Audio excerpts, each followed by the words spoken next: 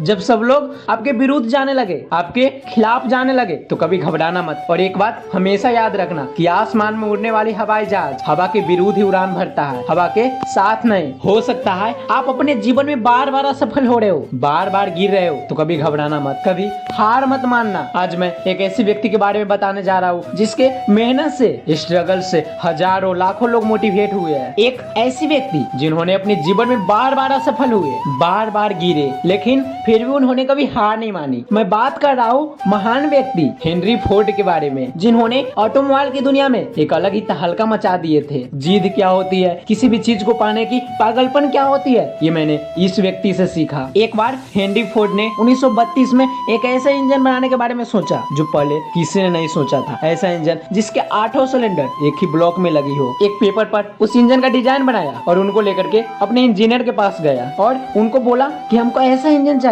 जिसमें 8 सिलेंडर एक ही ब्लॉक्स में लगी हो। ये सुनकर इंजीनियर्स की होश उड़ गई और उन्होंने कहा कि सर ऐसा हो ही नहीं सकता। तो उन्होंने कहा तुम इसको बनाओ। तो इंजीनियर्स ने कहा यह असंभव है। हेनरी फोर्ड ने कहा कि तुम इसको बनाओ, चाहे कितने भी वक्त क्यों न लग जाए, मुझे ये चाहिए। इंजीनियर्स ने काम स्टार्ट की। देखते देखते 6 मंथ गुजर गए पर कुछ भी नहीं बना। फिर 1 साल गुजर गई, फिर भी कुछ भी नहीं हुआ। बार बार असफल हो रहे थे, फिर भी हेनरी फोर्ड ने हार नहीं मानी। उन्होंने फिर से अपने इंजीनियर्स को बुलवाया और फिर से यही बात बोले कि मुझे ये चाहिए, हर हाल में चाहिए, चाहे और कितने भी साल क्यों ना लग जाए। इंजीनियर्स ने काम शुरू किया और कुछ ही दिन में वो इंजन बन करके फाइनली तैयार हो गया। उन्हीं इंजीनियर्स ने बार बार के प्रयास से वो काम कर दिया जो काम इसको पहले असंभव लगती थी। हेनरी फोर्ड ने बार बार असफल के बाद एक बार फिर से वो जीत गए, लेकिन इस जीत से पहले बहुत असफलताओं की सामना की है, बहुत हार की सामना की है। इसका स्ट्रगल स्टोरी आपके रोंगटे खड़े कर देंगे। इसका जन्म 30 जुलाई 1863 में मिशिगन में हुआ था। इनका पिता विलियम फोर्ड जो एक साधारण किसान थे। हेनरी फोर्ड ने पढ़ना तो चाहते थे पर फैमिली के हालात सही न होने के कारण, पैसा न मिल पाने के कारण इन्होंने 5वीं तक ही पढ़ने के बाद अपना पढ़ाई छोड़ दिया और इन्होंने अपने फैमिली के दबाव के कारण 16 साल की उम्र में ही अपना घर छोड़ दिए और कंपनी में जाकर इंजन रिपेयर करने वाली काम करने लगे। 1891 में ये बंदा अपने मेहनत के दम पर एडिसन इल्यूमिनेटिंग कंपनी में इंजीनियर्स के पद पे आ गए और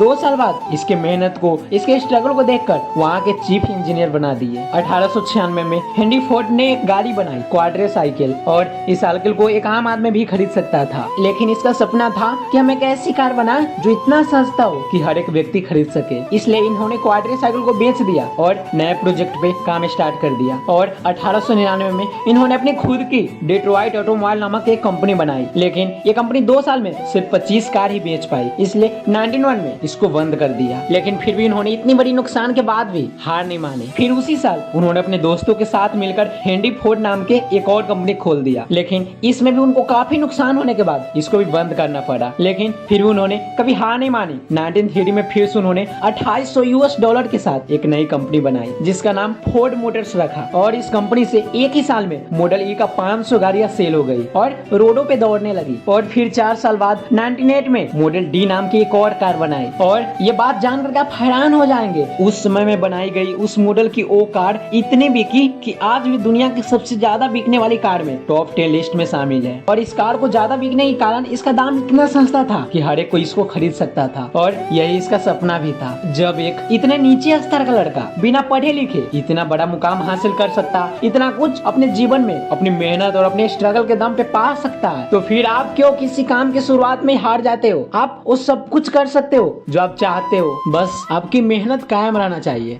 ऐसे और मोटिवेशन वीडियो देखने के लिए हमारे चैनल को सब्सक्राइब कर ले और वीडियो को लाइक कर ले।